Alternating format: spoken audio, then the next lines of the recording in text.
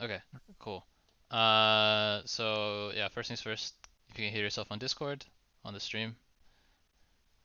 I heard myself cough. Okay, on the stream. Mm-hmm. Okay, I'm gonna go into practice tool. I'm gonna just check game sounds, and then after that we're chilling. If you hear client sounds, that doesn't count, I don't think. Unfortunately, oops, that's not what I wanted to do.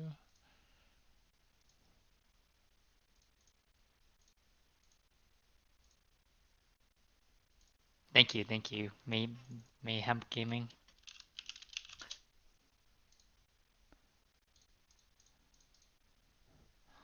Sound check, 1, 2. Because I think someone said that there weren't game sounds last time. Oh, okay. It's really annoying because I don't fiddle with any of these settings, so Hmm. sometimes I'm just like, what the fuck?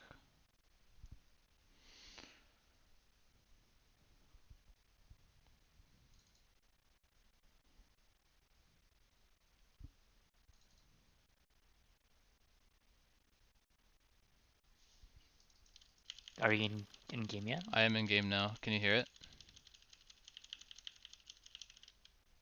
No.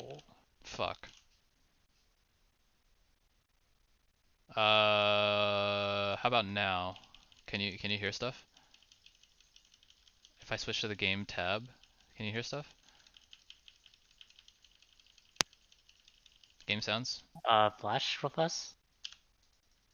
I don't think anything. I was try flashing randomly. No, I can't hear it. I can't hear it at all. Okay. How about now?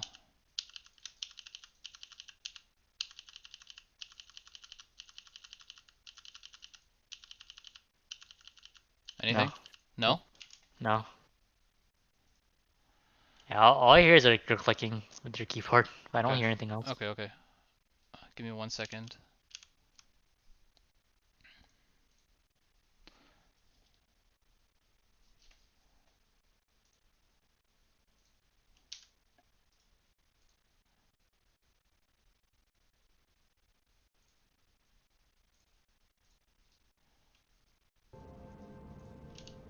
How about now?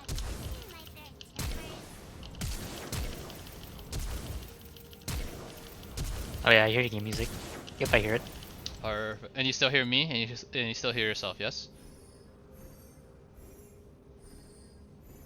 Yep, I do. Alright, we're lit. Cool, appreciate it. Thank you. Problem. Why does this happen? I don't understand. So what happens is sometimes the audio source takes translates the default, and so if I don't specify specifically, hey, mimic the exact audio output from my fucking headphones, then it Oh, just like takes the default, and the default I think is like some weird thing. So I see. Okay. How's Ryan doing, dude? He was molding. we can talk about that. You can DM me. Okay. Yeah. I don't want to fucking blow up his spot on stream. Yeah, Okay. Are we gonna talk about it later tonight, I yeah, guess? yeah. Yeah. Yeah.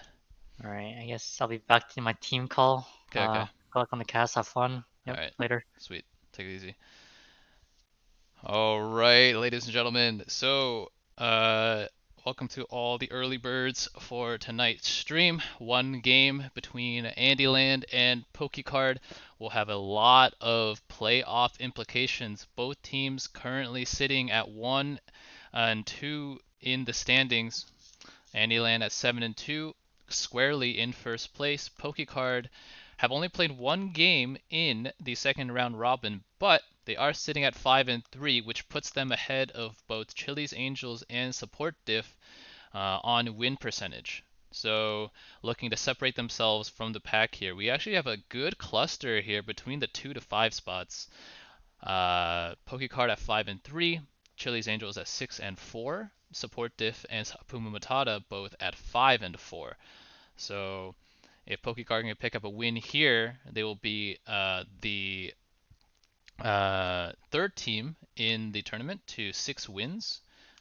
Should put them in prime position for a playoff spot. and can also put them in contention for a potential first round bye as well. In the first matchup between these two teams, Andyland did come out on top, so PokeCard going to look to level up the head-to-head record as well.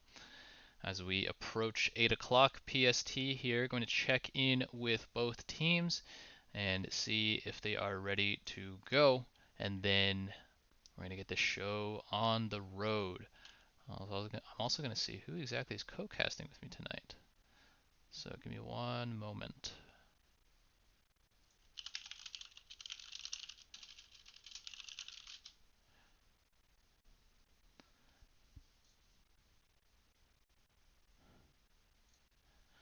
Hello, friends. Hello. So How's it going? Everybody It's ready? going. Everybody ready? Feels getting like a snack, but Oh, yeah, okay. pretty Yeah, much. Gordo sounds like he just fucking rolled out of bed. Any chance you guys have at the lobby made? Yeah, we're in already. Oh, okay. Kind of get that invite. Ba-ba-dum. Appreciate it. Somebody got it. Yeah. All right. And then I'm gonna check in with PokeCard as well. Down that. Hello, Hello, my. Oh, wait, hold up. gamers. Leaking my strats. Yeah, Roger. Hello, hello. I didn't hear anything Nah, except we're leaking my kidding. strats. So I'll use Roger's signature line. What's up, gamer? yeah, what's up, gamers? Indeed. You guys ready? We More are or ready. less. Okay, cool. The lobby's already up here, so I'll get you guys the invites. Perfect, perfect. Yeah. What else am I missing? Where is Mr. Humble? Join quick, Okay. bruh. Join Lucy, join. Okay. Chill. You need to be top 3 picks, bruh. There we go. Okay. All right. We'll give you a little bit more time to figure out who you guys are going to send up to the interview desk as well. So keep an eye on the chat. Perfect. Thank you, Roger. Yeah. Okay, ladies and gentlemen, so we have the lobby up and almost ready to go. It will be Andyland on blue side, PokeCard on red side. As I already mentioned, I'm going to give both of these teams just a little bit more time to figure out who they want to send up to the interview desk. And, oh yeah, I'm going to change the title. I always forget to change the title, so thank you for calling that out, Matt. So let me go ahead and do that. Appreciate it. Super lazy with this stuff. Okay, so we have Andyland versus Pokey card. Alright, so there you go. That should be up to date. And then we are going to get the interviews.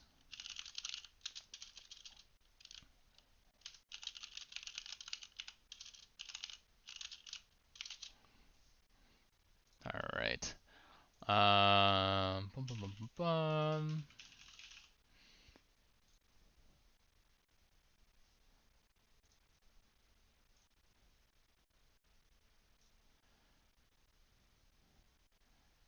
Okay, so just gonna wait for a little bit longer just for the interviewees to come up, and then we're gonna get this show on the road. Ooh, hello, Derek. hello, hello. How's it going? It's going well. Looking forward to this game. Joined here by Derek, aka Humble Donut, the jungler of PokeCard.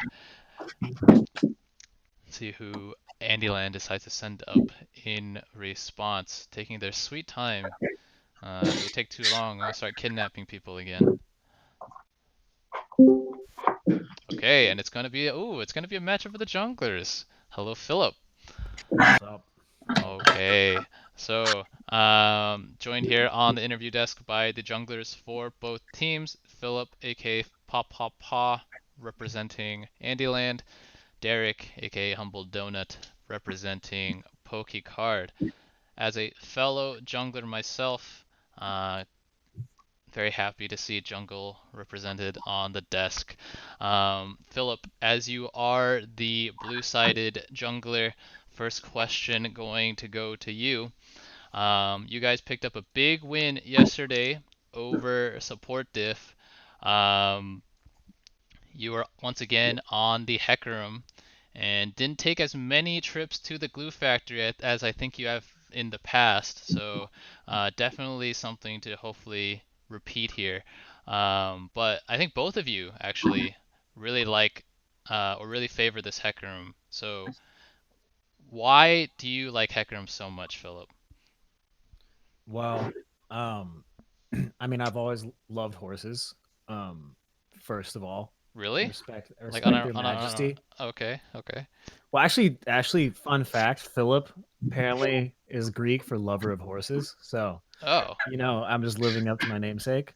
Uh-huh. Um, but more game wise, I mean, it's a great scaling, great clear, and great way to pick up initiate in your team. So that's why I love the horse. Yeah, we're gonna keep on the topic of jungle champions in general. I think you also are a fan of Lilia as well. Off the top of my head, I think Hecarim and Lilia are definitely your preferred picks. Do you have a horse fetish? Hooves Or are cute. I mean, I wouldn't say I want love is love. I don't think we need no to no no no put judgment. labels on them. Yeah, No judgment. Yeah, I'm just saying, there seems to be a pattern here in the playstyles. love to go Okay. fast. Yeah. Meanwhile, for Derek, Humble Donut, another Hecarim aficionado, but I think the other champion that you've been kind of famous for throughout this tournament has been Udyr. So maybe less about hooves and just more about bestiality in general. Would you say that that's a generally accurate description of your character? I think that's pretty accurate. I love animals. Yeah? I mean, So what else do you have in your pocket? Do we have potential Nidalee? Do we have Sejuani? Like, or are we gonna stick more to that Udyr Hecarim power duo? you know, I don't think I'm allowed to play other champs. So You're not allowed. Oh yeah, no. Okay, imagine Don't being get in packed Udyr pack away. prison. Udyr jail. All right. Yeah. I also want to ask, about your team specifically. I think you guys have shown a lot of different playstyles throughout the season. I think one of the more dynamic teams that we have in the league. So, I personally am really looking forward to maybe something new. But I'm curious if you guys have been still working in the lab, or are you guys more just down to double down on what has worked for you guys thus far? I think since the break, we've been pretty busy with stuff outside of league. Mm-hmm. So we haven't had too much time to work on team comps or stuff. But I think we come into the game and try our best, and we might try some new stuff. You never know. Never know. All right. Well, I'm excited to see what comes out here between Andyland and Pokecard. So thank you to both of my fellow junglers here. With that, I'll let you guys go back to your teams and get ready for this top of the table clash between Andyland and Pokecard. Thank you Let's guys. go. All right, ladies and gentlemen. So we should load into pick and ban very, very soon. Andyland here sitting at 7-2. Pokecard at 5-3. Right now, yes. Mr. Chung's asking me if I'm solo casting. I am thus far alone on the caster desk for tonight.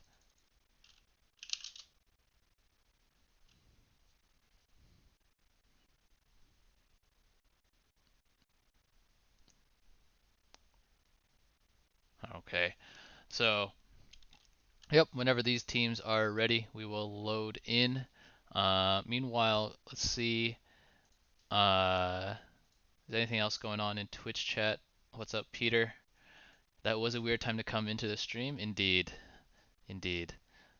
I wonder if the posse is here. If the paw pussy posse is here, you know, reveal yourselves, as your boy is about to load onto the rift very, very soon.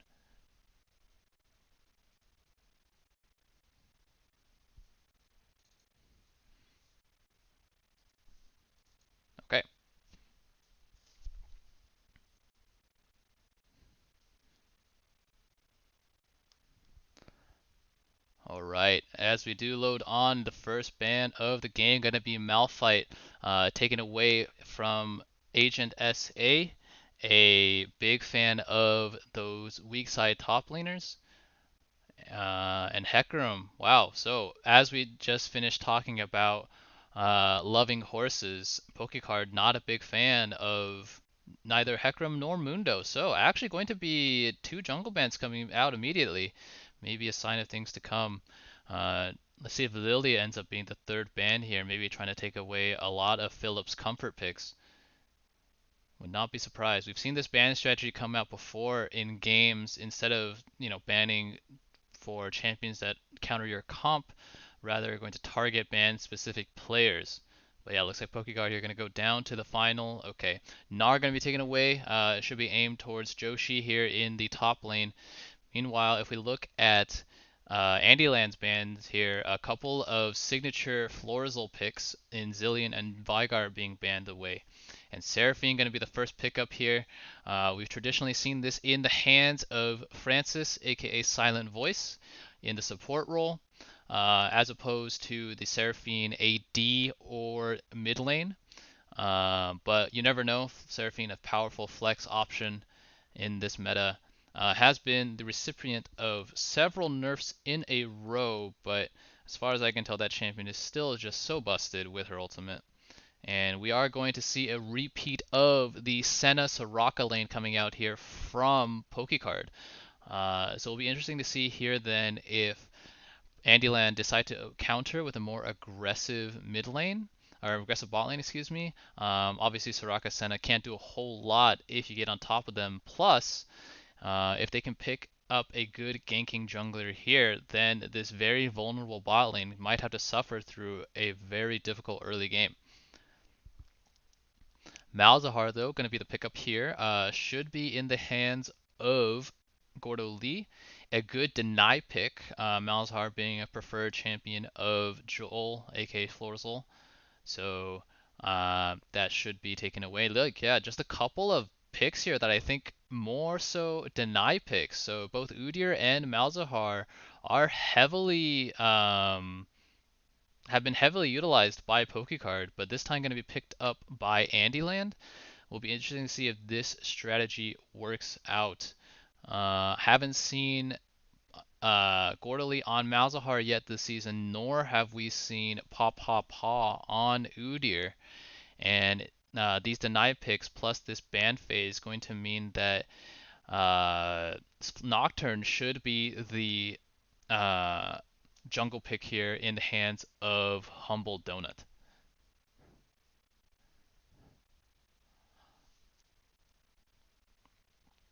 Okay, now as we go forward here,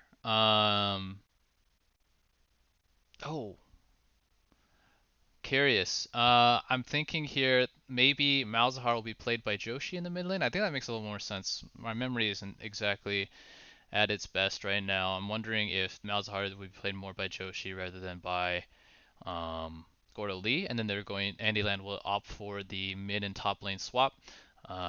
So the Fiora ban is what reminded me of that.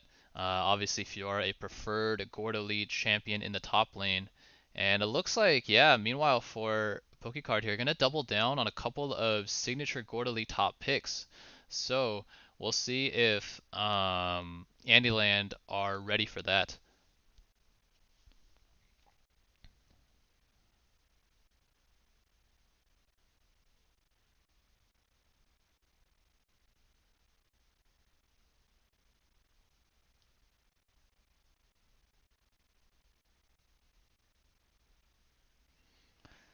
Ooh, okay. So Corky now going to be locked in here. Given that Soraka and Senna should go in the bot lane, this will mean that this should be a mid lane Corky in the hands of Florizel. Corky is not a champion that I don't think we've seen yet in the tournament. So could be fun. With Senna soul stacking with Corky going to mean that there is a lot of good poke long range options coming out from the side of Pokecard. But it is also going to mean that a potential Seraphine Encore is going to have a ton of value if they can hit multiple members here, as they are all very, very squishy. So Pokecard need to take special care here to not line up and put all their ducks in a row for Seraphine to charm into. Agent SA now with the final pick here does have the counter pick. So we're going to see what he likes to play into Garen. Pokecard's composition here definitely sorely lacking frontline options, which are Agent SA's strong suit. So would like to potentially see a Maokai here, I think would be good. The engage coming out here from Okay, this is I don't like this. I'm gonna be honest. I'm not a big fan. But NASA is gonna end up being the pick here in the hands of Agent SA. Not gonna be your traditional frontline tank, nor is he gonna have a good time up against the lane bully that is Garen. But he did have success on this pick in one of their games against Chili's Angels. But that Nasus was powered by a Zillion. So does not have that option available to him this time around, which means he's going to have a really hard time navigating these team fights. Especially if he opts for Teleport Flash. If he does not have Ghost, gonna have a hard time walking past an Udyr Bear Stance, walking past potential Malzahar, you know, potential Malzahar suppresses and whatnot. But we'll see how this Nasus pick ends up panning out. All right.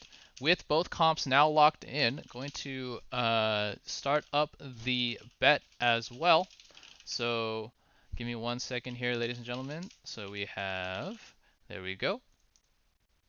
The prediction is live for tonight. On blue side, we will have Andyland. On red side, the right side, we have Pokecard. So take your pick.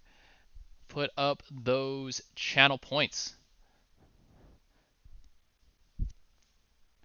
As we take a look at these compositions here, I'm gonna be honest. I really like Andyland's composition here because you have, without Nasus, you basically have 4 very vulnerable champions to an Encore, and Corki and Senna both generally are front to back poke champions, so not going to have a lot of room to dodge out from that Encore. Nasus, meanwhile, as the solo frontline member, not going to be your traditional frontline tank, offers next to 0cc, and is also going to potentially get bullied here by Garen in lane. What up, Chungus? No. Hello, hello. Can you spectate me? Yeah. I can. I'm spectating. I did Gordo, I think, and I have the delay on. Oh, perfect. Woohoo! No solo cast for tonight. Gonna be joined by my boy Chungus. Both compositions have already locked in here. Which composition do you like? Ooh, let me take a second, take a look.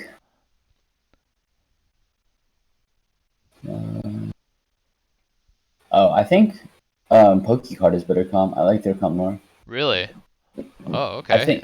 I think they scale much better. They have Senna and Corki and solo lanes and Nasus. But early game is going to be a little weak, and they don't really have that much of a front line. But if they make the late game fights, I don't think the Andyland has the range to hit them, assuming Seraphine doesn't like 9 mana or 5 mana.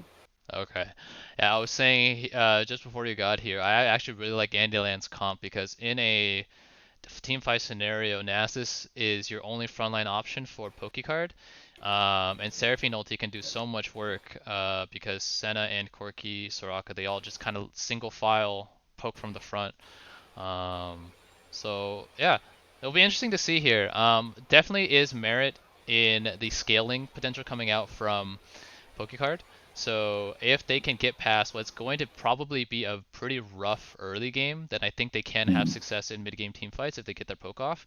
But if Seraphine is able to really just start and engage immediately, Senna and Corki are not the best tank killers, and they have to burn through both Garen and Udyr.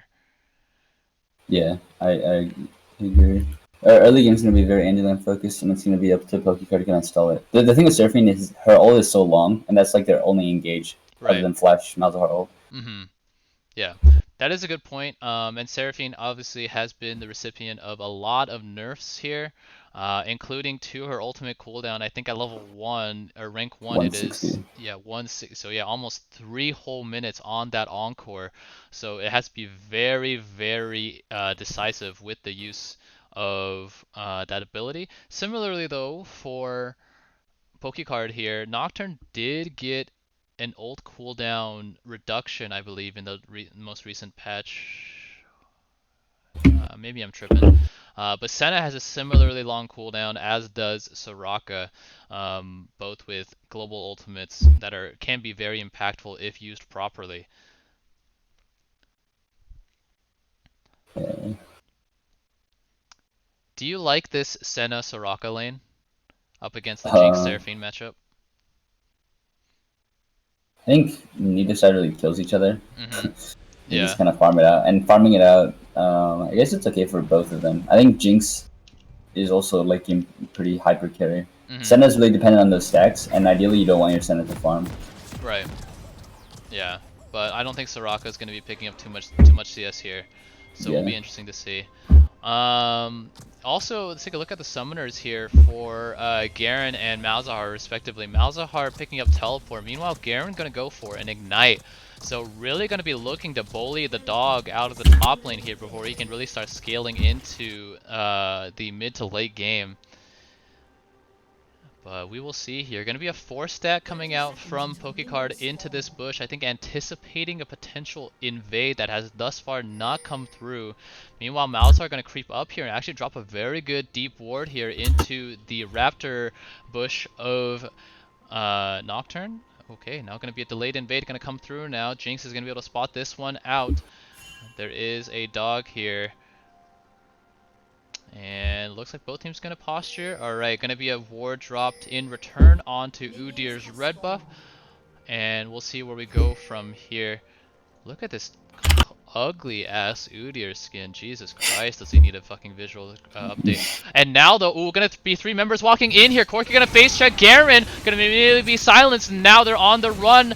Our Pokecard, Nass is taking about half HP here. The Phoenix stance going to do a lot of AoE damage, and that is not a good start if you are Pokecard. Nass is gonna be forced to teleport home here, and now potentially gonna be forced to teleport to lane as well to not miss out on any CS. Meanwhile, Udyr with his delayed invade gonna be happy to just take away this red buff. That is not good for Pokecard. Yeah, this is smart. Level 1.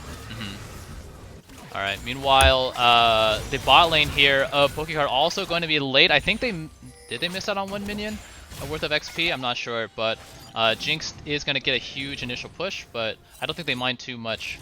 Nocturne, meanwhile, going to immediately, well, I was going to say immediately, dip into Udyr's red buff, but actually going to double out here and pick up the Raptor camp. I like this a lot in the sense that you don't want to just go buff to buff and don't want to take away the other camps, but what he needs to be aware of here is how the XP is going to end up working out, because buff plus Raptors does not get you level 3. So going to be interesting to see what path he decides to take after this, if he decides to path towards Krugs. Udyr here, similarly, not going to take away all 3 camps in that topside jungle. The Raptor camp is still available for him. So will be interesting to see what his pathing is going to be after he takes away the Gromp and blue buff. I think normally doing Raptors is better than Krugs, right? Because Krugs, the first time you do it, it gives less XP. And Raptors take next to no time at all. So as it stands here, both junglers going to be in a vertical scenario here, but this actually ends up favoring Nocturne in the sense that, you know, he takes away all 3 camps in Udyr's bot side, whereas Udyr only took away 2 camps in Nocturne's top side. Meanwhile, in the top lane, we're seeing Udyr have a grand old time up against... Oh, hold on. Now going to be a potential Nocturne gank onto this Seraphine. Nocturne is here. Seraphine going to be forced to flash away from that Dustbringer, but I don't honestly think that was necessary. We could have just flashed out to safety, but taking no chances there. Soraka did hit level 3 just now, so could have potentially layered a silence on top of the center route, but regardless, it's going to be a good presence here coming out from Nocturne to blow that early summoner for Seraphine. Udyr, after picking up the crab, actually going to double back now for the raptor camp. So a delayed invade going to actually really upset the timers here of Nocturne.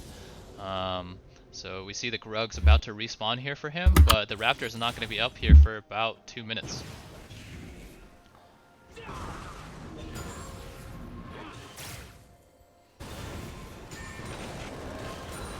Interestingly here, going to be a massive CS lead for Senna as well in the bot lane. With this relatively even wave, it just means superior CSing for Senna thus far. 24 to 16 in the CS department. So yeah, the Senna Soraka lane is going to be doing a ton of work, I guess. Yeah. Obviously, as you mentioned, Chungus, a lot of healing going to mean that both lanes are going to have a hard time killing each other without jungle support. This is really good here by Nocturne as well. Even in full vision, again, should be able to take away the second respawn here of the Raptor camp. This is absolutely massive coming out from Nocturne in terms of counter jungling potential. And if you think about it, Udyr should be the one counter jungling. Okay, now Nocturne here though, gonna oh no. Alright, now Nocturne gonna run into Udyr who did shop, does have a ruby crystal, but not much in the terms of offensive items, does have flash available as well, but actually gonna not greet the flash or gonna greet the flash and just walk out. Oh, now though, Udyr gonna flash in. Corki is here as well. The bot lane's roaming up here for both teams as well. Corki gonna be stuck between a rock and a hard place. Gonna flash towards the Malzahar. Flash first, but gonna be going over to Joshi on the Malzahar. Now Soraka gonna be rooted up here by Seraphine. Should go down in short order as well. And this is just an unfortunate overreach coming out from the Nocturne. Gonna go for the Krugs here. Now Senna gonna be forced to flash away. The snare gonna come down just in time to prevent a potential bear stance stun from coming through. And that is, yeah, again, a disaster if you are Pokey card. As you mentioned earlier, Chungus, Raptors are really easy to kill. Krugs really are not, both in terms of getting there and also the clear speed. So that overreach by Nocturne going to result in 2 kills picked up for Andyland. Yeah, Nocturne just baited the whole team. Just before that, I was going to say, Senna was spacing really well bot lane. Couldn't, like, Jinx and, dodging all the Jinx and Seraphine abilities for that big CS lead. But yeah, but now game's fully swung in Andyland's favor. Yep. Gonna result in a 1,000 gold lead for Andyland. Jinx, meanwhile, picking up a kill and an assist. Gonna cancel out whatever CS lead that Jinx had. Or that Senna had, excuse me. Oh, now gonna be a flash in from the Malzahar as well. Corki very, very close to his tower, however. Ignite not gonna be enough. Ooh, the Call of the Void gonna be ticking. The Malefic Visions. Oh, and it is gonna be enough, actually. Wow. Okay, so the Space Aid is gonna be enough to pick up the kill onto Corki there. So, a flash initiation from the Malzahar. The Nether Grasp taking advantage of the flashless Corki. Gonna mean a kill now. 2 kills actually for Malzahar. Gonna move him comfortably into the lead here in the mid lane. What is Corki building? Is he going Triforce? Sunder? Is it Essence Reaver? Is it the Essence Reaver Dustblade build that Ezreal likes? I think the two are Leandri's or Shield Bow, right? I haven't seen anybody. Yeah, I mean, I haven't seen anybody build Dustblade on Corki, but I mean, yeah, it's really, I'm not really sure. I think if you look at this comp coming out from Andyland, I think Divine Sunder makes a lot of sense to really help you poke down this front line from Udyr and Garen. But yeah, I don't really know what this Caulfield's Warhammer is going to build towards. So going to be a pause coming out here. It looks like Sam has a PC issue, so we're gonna get that sorted out, and we're gonna yeah, debate this build coming out from Corki. If you look at the inventory thus far, has a tier as well, which means he should have a 3-item core of a Caulfield component, Mirror Mana, and then his Mythic. Right? I can't think off the top of my head what Mythic's Caulfield's builds into. But I think it's just Triforce Sunder, right? No, or so Sunder does not build out of Caulfields, right? Okay. Neither does Triforce. Triforce builds out of Axe, right? Oh, the Hearthborn, yeah. Yeah. So Just Duskblade. Yeah, I'm really curious actually. I would not be surprised to see Essence Reaver, but I feel like if you have Essence Reaver and Tier, I think it's a little bit overkill in terms of mana regen. So yeah, I'm really confused as to this build.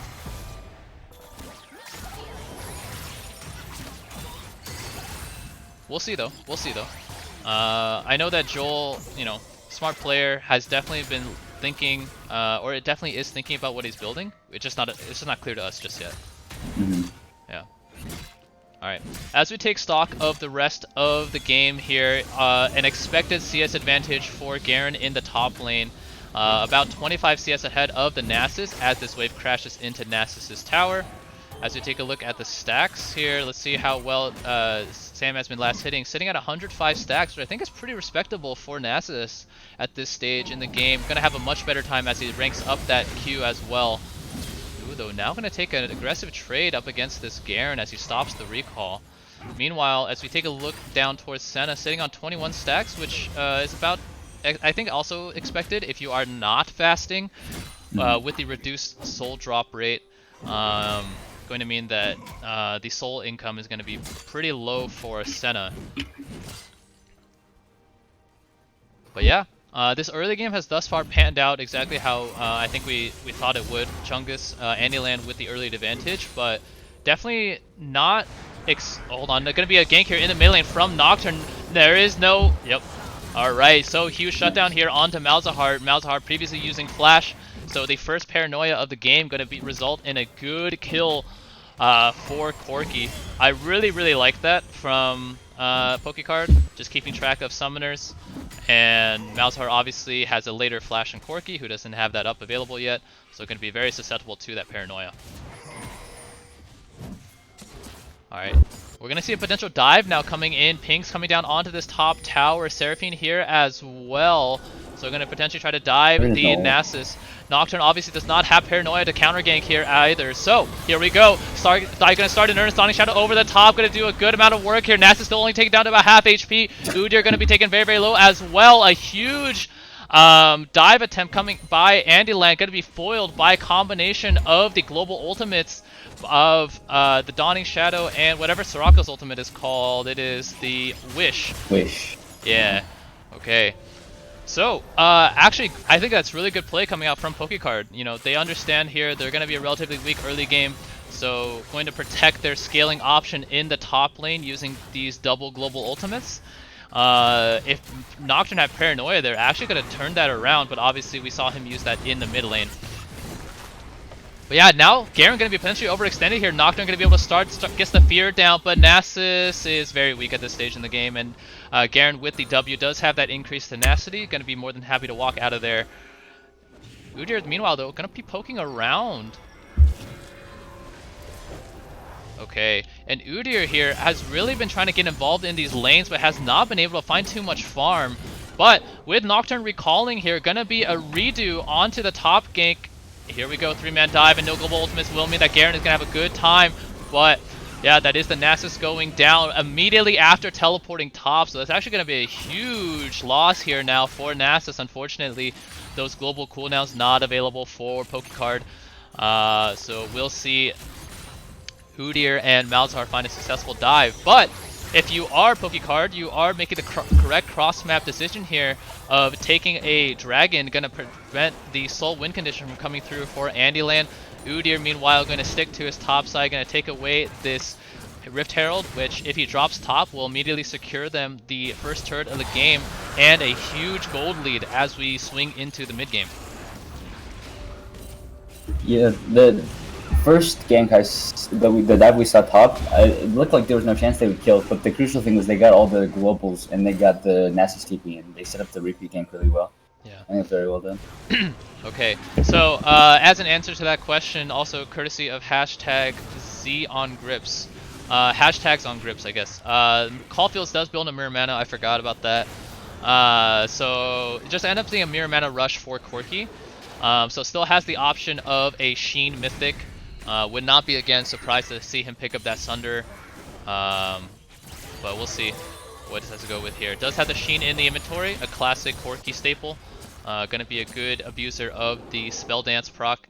And meanwhile here, we're seeing a huge emphasis from Andyland onto the topside jungle of Pokecard. Gonna be a 3-man invade here onto the red buff that is gonna be taken away very, very slowly. Nocturne lurking around, does have Paranoia available if Corki can find some good poke onto one of Udyr or Malzahar, but as it stands, Malzahar does have flash available now. Meanwhile, going to be a huge fight in the bot lane. So Encore going to land onto 2, but Senna and Soraka relatively healthy thus far. Danishan now going to come out over the top. Jinx is rooted, but does not have the Mega Death Rocket available either. So a huge trade coming out here from the bot lanes. Both are all non-flash summoners used there, along with the flash from Senna. It means that Andyland here going to come out just ahead in that trade, but with this wave pushing into Pokecard's tower, Dustin is more than happy to just soak up this farm and still has that massive CS advantage over Jinx here. Yeah, both both ADCs on Pokecard's CSing really well. They should be hitting those spikes and scaling really early in the game. I'd like to see Seraphine go Chem Tank first, or not Chem Tank, what is it called? Chem Tank Purifier. Yep. Yeah. Yeah, obviously a lot of healing coming out from I think 4 out of 5 members here of Pokecard. Nasus obviously has the passive lifesteal. Nocturne as well with the Umbral Blades has a little bit of burst healing, and nothing needs to be said about Senna and Soraka's healing capabilities. Meanwhile, going to be a good gank coming out from Udyr in the mid lane to blow a crucial flash coming out from Gorky. Garen was lurking around, so if that bear stuns had landed, could be chained into a silence into the Demacian Justice. So Corki going to be forced to use flash there. Malzahar, meanwhile, going to be happy with that. Does have the flash Nether Grasp available, so we might see Deja Vu, but Nocturne is hanging around here for a potential counter gank scenario. Nocturne needs to be careful here, though. There could be a potential Nethergrass over the wall, but yep, there it is. Gonna come in. Not gonna be spell shielded away by the Nocturne. Not gonna be forced to flash over the wall. So trade of flashes. Meanwhile, the Death Rock gonna be used, and now though Jinx gonna eat a root from Senna. Let's see if they go aggressive here. Silence Field, unfortunately, not gonna land onto Jinx, so no follow-up CC coming out. But in the mid lane there, that was a lot of ultimate use. The flash Nethergrass coming out from the Malzahar, plus the Mega Death Rocket over the top from Jinx as well, meant that there could have been a very, very dead Nocturne. Yeah, I think Nocturne's going to be happy trading for Malzahar, especially because there's not much engage coming out from Andyland. Yep, that's really one of only 2 engage options available for Andyland, the other being the Seraphine Encore. And now the Paranoia going to be used onto the now flashless mid laner, but there is a Garen lurking in the shadows as well. It's not going to go very, very low, so I think that was totally planned coming out from Andyland. A good bait set up by Malzahar, and Garen lurking in the shadows, going to be able to pick up the Nocturne here. So the second Paranoia here, not going to be as good as the first. Meanwhile, Nasus here just going to be farming up here in the top lane. And meanwhile, going to be a potential dive scenario set up bot lane as well. Udyr going to be rampaging around Nocturne's bot jungle, but I'm going to drop the Herald bot. This is the first Herald of the game, but unfortunately dropped too late, means that there will be no plates to pick up for the Rift Herald. Yeah, why did they drop it so late? They got it really early on, right, for the first dragon? Yep. I definitely could have just dropped it top and taken the top turret, but yeah, that top turret is still alive. Means that this Rift Herald does not have nearly as much value as it could have. I think if you take top, Nasus just perma-freezes top, and you can't walk into that lane. I think maybe you just drop it mid or bot for plates, but I don't agree with dropping it this late, but maybe not top. Yeah. Okay. As we load into the mid game here, going to be a Cloud Soul on the cards here. Now they're going to be an engage onto Nocturne here. Nethergrass going to come out, but the Dawning Shadow over the top, able to take out Malzahar in return. Udyr going to go very, very low as well. Going to actually flash to his death. The Nocturne, or the Corki Auto is already in the air. And look at this healing coming out from Soraka. Senna going to be frontline though, and that is just really unfortunate. Corki more on the retreat here. Now Garen going to be going towards the Soraka. Does have the Cloud Speed Shrine here as well. Ignite going to come down, going to try to flash a Sifty, but the Ignite going to be more than enough to take that down. And if you are Corki, I wonder if you're going to play that fight a little bit more aggressively. Jinx went very, very low there, but ended up not going down, which will mean that Malzahar is the only casualty in the fight for Andyland. Meanwhile, Nocturne, Senna, and Soraka all went down for Pokecard.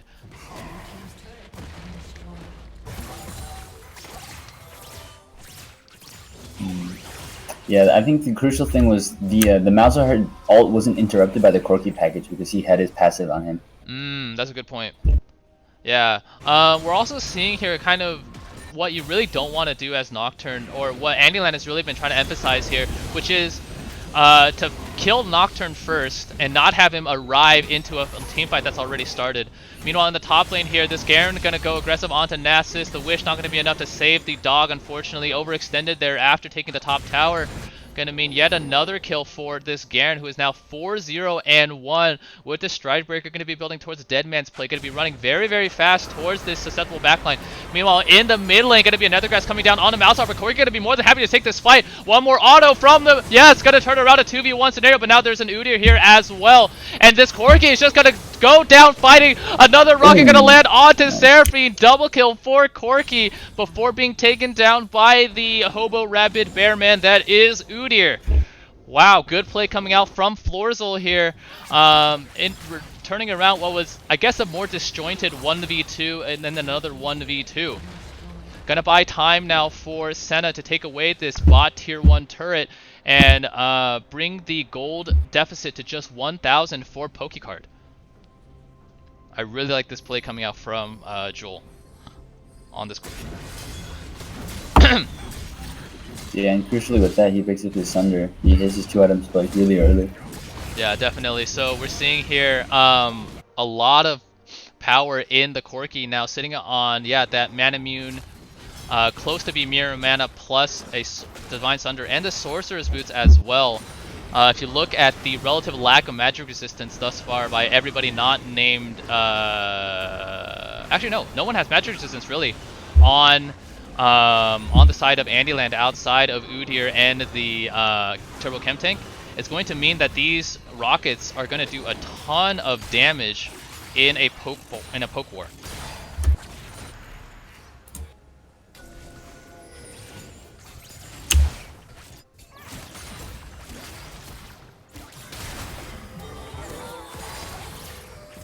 Okay. As we take stock here of ultimate cooldowns, all 5 ultimates available. Well, okay, now going to be another grass coming down onto Soraka, but that is not going to be the potential engage. Alright, Soraka going to go down first here. Pokecard on the retreat here. Not going to go down as well. The Paranoia going into 5 members is not what you want. Meanwhile, Nasus is here in the bot lane pushing, but with 20 minutes just barely passed, it will mean that Andyland are going to start on the Baron Nashor here. Yeah, it's a really good call. They know that they probably can't... Actually, they can match the Nasus, but they decided just to force mid. Yeah, but meanwhile, Pokecard here, with 2 80s in the mid lane here, and Nasus in the bot lane, gonna take a lot of damage. This mid tier 2 is going to go down, and I think the bot tier 2 will as well. Nasus using the Fury of the Sands there to get the increased, or the decreased Q cooldown. So, that's actually not a bad trade. yeah, a lot of standing gold here picked up in the hands of Pokecard. Let's see here if they can get out quickly enough, though. We're seeing... Oh, no, Senna, you really got to get out, buddy. Senna, you got to get out, buddy. Okay, so gonna leash the red buff for it, but now... Oh, Nasus. Oh, Nasus. Oh, Nasus. Udyr running in here with the Turbo Chem Tank, gonna be able to stun up Nasus here. Gonna be forced to flash away, hit the Blast Cone over the wall, and there are turrets available here, but now Soraka in potential getting jumped on. So yeah, a scuffed retreat here, just overstaying, and going to mean that a couple of crucial summoners are forced out here. Well, I guess one in the form of the Nasus teleport. And now with Baron buff, Andyland gonna look to return the favor. Will be able to pick up this bot lane tier 2 in next to no time at all as well. Nocturne actually interestingly gonna cut the mid wave here. No one on the side of Andyland really interested in responding, but they are very much interested in pushing down onto this tier 3 Nexus turret. Corki meanwhile taking the Zap is gonna mean that he's gonna actually use the package defensively. This Encore over the top. But now the Seraphine gonna go or the Nocturne gonna go down here, so is Udyr, but the turret is down, but 2 members down for Andyland, and a Nocturne pushing in the mid lane, going to mean that they really need to find the opportunity to recall, stop the base. Oh my goodness, the rocket could do so much. Gonna be a flash auto coming in from Senna as well, and now the Senna gonna go down, Seraphine gonna be picked up as well. Excuse me, not Senna going down. That's the Jinx going down. Garen going to be forced to run for the hills. Meanwhile, Nocturne, not a care in the world. No champions on his screen. Just going to be pushing down towards the mid inhibitor. And somehow the team with a Baron is the one losing out in a neutral objective game. Huge macro plays coming out from Pokey, playing a very non-interactive playstyle, but once again, Nocturne overextended. Going to use the Paranoia going to be matched by the flash from Garen, but once again, Blast Cone Gaming is going to get Nocturne to safety. If you're Andyland, you are so sick of these goddamn Blast Cones getting people to safety. Garen is still on the hunt here, does have the Dead Man's Play plus a Strikebreaker. Oh no! Oh no! Oh, the Naughty Shadow not gonna be enough. Actually, just gonna be a little bit too late. But Nocturne, oh man, an extended retreat, saving Private Donut, not gonna come to fruition here. And oh man, Senna meanwhile just can't get a red buff this game. So this is starting to devolve into a little bit of a fiesta on both sides. Pokey here generally doing a good job of going where the enemy isn't, but not doing a good job of getting out afterwards. Will mean that Andyland are going to get a now push onto the mid-tier 2. Should be able to pick this up. Ooh. Look at that Senna auto. That did so much damage to Seraphine. Yeah. Alright. Now, with both neutral objectives not spawning here for the immediate future, what would you like to see these teams do to prepare for the next phase of the game, Chungus? I think Andyland has to look for like those engages that Malzahar. They've had success when Malzahar actually flash ults in, but yeah, so they need that guaranteed engage to start the fight, and they have to dive and kill someone immediately, I feel like, or else in extended fights, I feel like Pokey wins with the double season with huge amounts of healing. Let me see if my item shop is broken, but I wonder if they have healing reduction yet. Yeah, let's take a look here. Seraphine does have the Oblivion Orb in the inventory, going to be building towards that Chemtech Putrefier. So no healing reduction available just yet. Looks to be the case. Jinx went shield bow as well. I don't see the carries of Andyland doing as much damage, especially with a shield bow Jinx. Yeah, I think if you're a Jinx here, I think you need to maximize your DPS. There's not a whole lot of threat outside of the Nocturne, and Nocturne right now at 0-4. Not going to have too much success. And even if Nocturne dives you anyway, you have a lot of peel in the Udyr, in potentially Malzahar, in the Seraphine. But regardless, Shield Bow is the pickup. So we'll see here how Jinx navigates these team fights. Meanwhile, for Senna, look at this build coming out. We have Kraken Slayer, Ginsus, and now a rapid fire cannon as well with 68 souls, which means that she has 675 range. Should be upwards of 800 with the empowered rapid cannon auto. So the rapid fire auto from Senna plus the rockets coming in from Corki are going to present a huge amount of poke damage available for Pokecard. Yeah, crucially, both ADCs are at 3 item. I think they can just look to play around the Baron here when they're so much stronger and just secure that zone, poke them out, and then just complete the Baron. Yeah.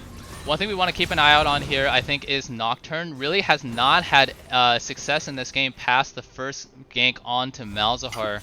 But if Pokecard here can use their poke to soften up the members of Andyland, then the passive from the Dustbladed Drakthar are going to mean that Nocturne will be stealth and just critting people through these, killing people through these team fights unsighted. So we'll see if those Dustblade resets start coming in for Nocturne, or if he just ends up being bursted out here. Alright, now, looks like all 5 members here of Andyland going to be camping the Baron spawn as it comes up here. Meanwhile, we see Nocturne and Nasus both on the bot side here. Going to mean that this Baron going to go down very, very fast. Jinx here sitting on the Immortal plus the Phantom Dancer. Baron already down to about half HP, and the Dawning Shadow going to confirm. Yeah, that's just going to be a Baron handed. Oh, okay, no. I was going to say that Senna W could have potentially picked that up, but yeah, so going to be an uncontested Baron. Good macro play coming out from Andyland. I think Pokecard here dropped the ball on the objective timers. Soraka pinged that Baron was alive, but by then Andyland had already taken it about half HP. And with the increased gold, Seraphine now does have that Chemtech Putrefier. They're going to have a lot better time trying to kill these members of Pokecard. Yeah, that's not the best macro coming out. Mm-hmm. They were so much stronger than I think Andyland at that point. They could have just controlled that zone and started throwing on their own terms. Yep, definitely. All right, now Cloud Dragon is spawning here. If you are Pokecard, you got to be really, really careful how you play this team fight.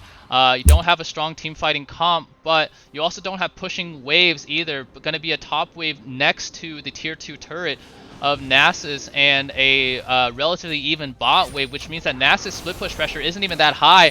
And now going to be a Ken Tank engage onto Nocturne. The spell should going to block one stun auto, but let's see if it finds any more. The Mega Death Rocket over the top, not going to be able to find Nocturne there. So Nocturne electing to hold on to his flash there, actually going to mean that this ends up being not too much in the favor of Andyland. Soraka going to be more than happy to heal back Nocturne.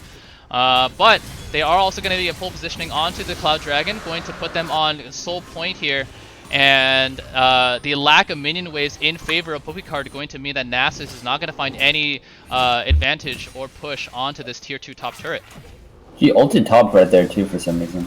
Maybe just to try to push faster.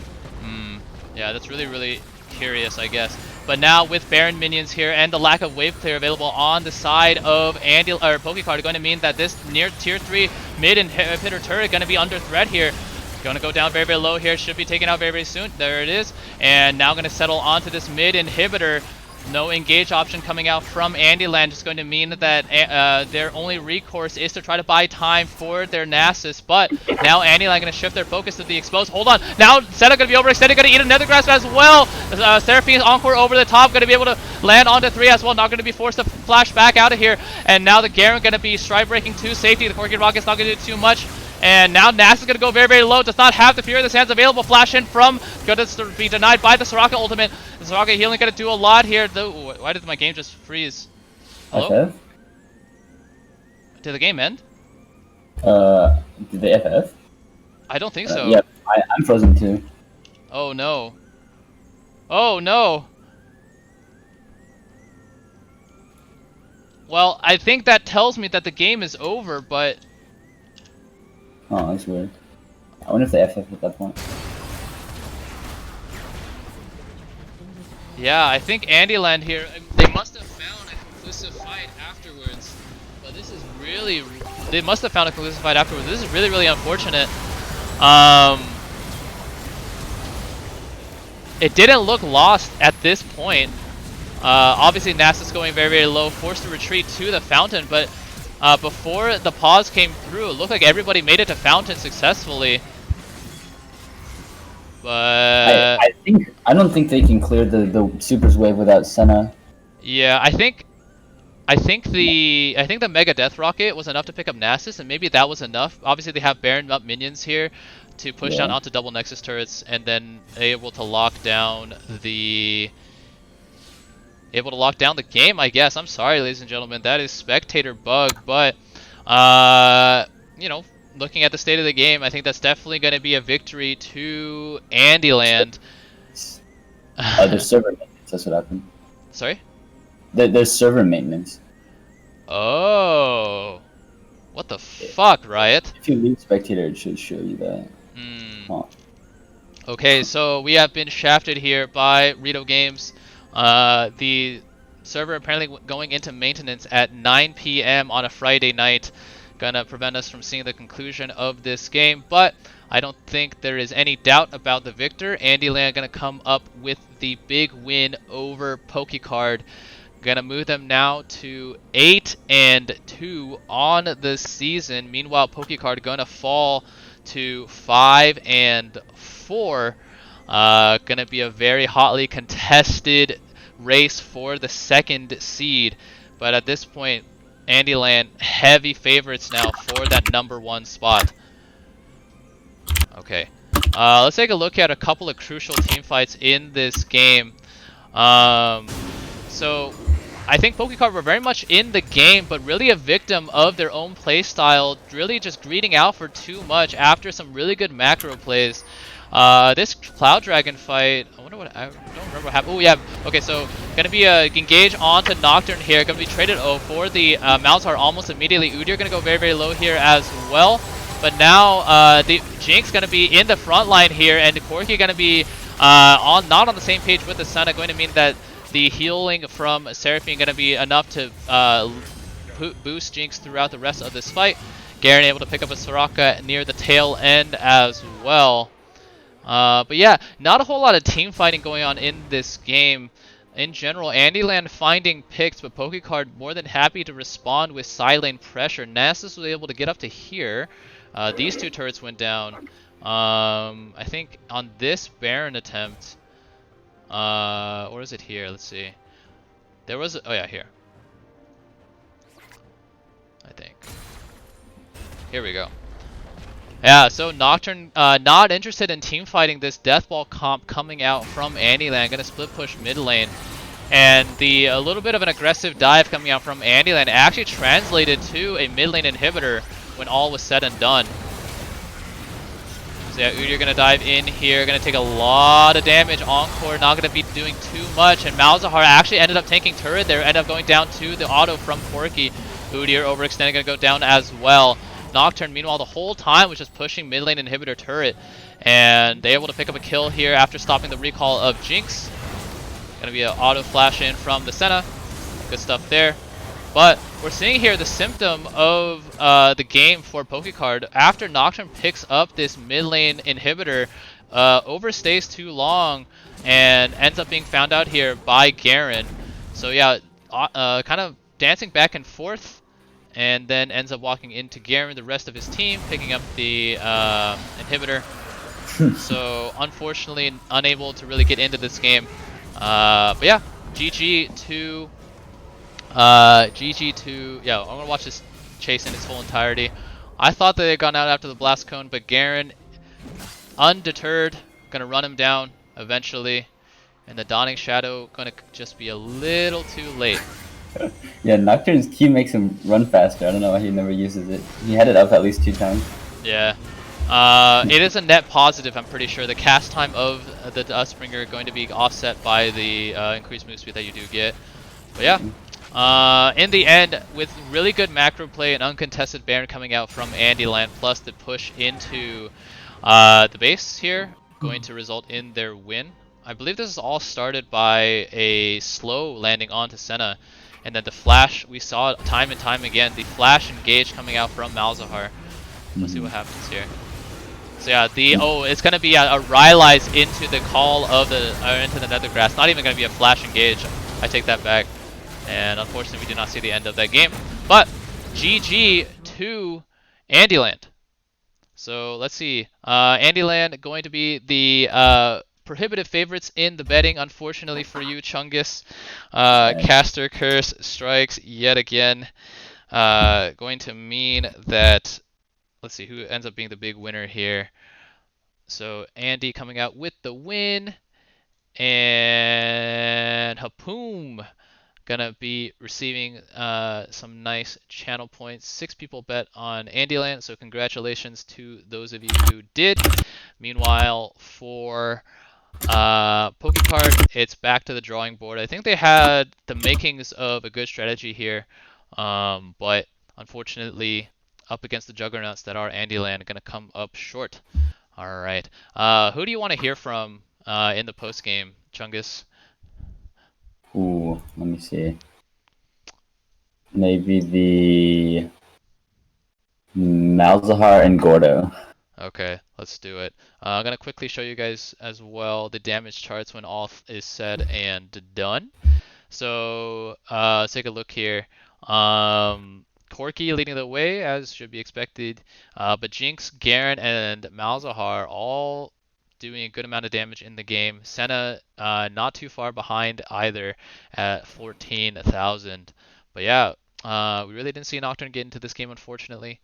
So yeah, a little bit of a sadness there for the Nightmare. Okay. But yeah, sadness. That's pretty good. That's pretty good. Okay, let's do it. Let's hear from Joshi, and let's hear from Gordo Lee. All right. We have been kidnapped yet again, Joshi. Maybe it's time to make a call to the trafficking hotline. But anyways, while we have you two here, first of all, congratulations to Andyland and to you guys on the win. You guys are now 8-2. The prohibitive favorites for that #1 seed, barring a miracle of God. But yeah, I want to ask you guys about this game. My first question actually going to go to Gordo Lee. So you guys picked up Garen. What was the reaction when Nasus ended up being the quote-unquote counter pick? We were surprised because if we saw the Nasus, Garen is my go-to counterpick for Nasus. Right. So he kind of did that To for himself, us. right? Yes. Yeah, when that came out, I was really confused because I feel like Nasus already doesn't have a good early game, and Garen, loves bullying early game. So Yeah, Garen has the Q to just get rid of Wither, which is right. huge, and I win every trade. My ult does true damage, and you can see from his fleet footwork that he's playing lane to not lose, which doesn't give him a lot of agency. Mhm. Yeah. Yeah. All right. Meanwhile, for Joshi on this Malzahar, I think we saw a little bit of a rinse and repeat. Basically, Flash ulting. You got ulted on by Nocturne if you didn't have Flash. Did you guys set up that second go around where Garen was like waiting in the wings? Was that intentional? Yes. Cap? we got a little bit lucky there, but I had like double defensive summoners, so it was gonna be really difficult for them to kill me because I had heal Ghost, and since he didn't go Stridebreaker, it's really hard for him to stick to me. So I think I would have lived, but we definitely would have gotten the kill if he wasn't there. So it ended up being really good that he had a roam window at the right time. Yeah. It was almost deja vu. You flash ult Corky, you kill Corky. Corky's mad, calls Nocturne in, knows that you don't have Flash, but the second time around that the Garen was waiting in the wings. We also saw an interesting pick strategy coming out from you guys, I think, as well. Both Malzahar and Udyr have been signature champions for Florzel and Humble Donut. So was that intentional, or did you guys just plan on picking Malzahar and Udyr anyways? So we absolutely, going to this draft, we knew we were going to pick Malzahar because Florizel, and first off, for like props to him, he actually played this early game pretty darn well. But he's played Malzahar, Viger, Zillion, and Galio this tournament. Right. And he only played Zillion really as like a Malzahar counter pick. So we banned that to open this up so that we can push him onto something he's less comfortable on. And while I think we succeeded in our drafting plan, he played it really well. The Udyr was a pick. It was like one of 4 or 5 picks that's like, we think this is really good here, and they didn't pick it. So it was like, well, okay, that was our #1 pick for this slot, so we're going to grab it. Yeah, I think it did a lot of work in terms of just running into lanes and forcing summoners. So yeah, Corky did not have Flash for the majority of that game, so we saw it pay dividends for sure. But yeah, congratulations to you guys once again. I think, do we see you guys one more time this week? Yeah, on Sunday, right? Okay, so you guys are have one more game this week versus Team Strag. Can potentially put yourselves at 9-2. So could potentially you want to see lock the up. end of the game? I kind of do, yeah. Yeah, because I know like from the end game where it froze, it didn't look like the game should be over. I know. So let me go ahead and pull that up real quick because I thought it was really like surprising. Yeah, how the let's game do it. ended. So okay. let me go ahead and screen share. Yeah, so we'll get that for you guys. I think the stream cut right as the Jinx rocket would have killed Nasus, so I was under the impression that you guys got to Fountain safely. But give me a second here to switch my stream. I'm gonna move away so Corky's Gallon good stops. Okay, give me one moment, and then we will be good to go. All right, go for it. Okay. Oops. All right, so we're gonna be filing into the base. That was a huge Q onto Senna. The slow just did so much, and she didn't flash in time. So Yeah, we saw and you got the slow. follow-up slow, which is really big too. Yeah, and then it's just kind of lights out from there. Yeah. Andy was calling out targets, and they're like, I cannot see these targets. Yeah.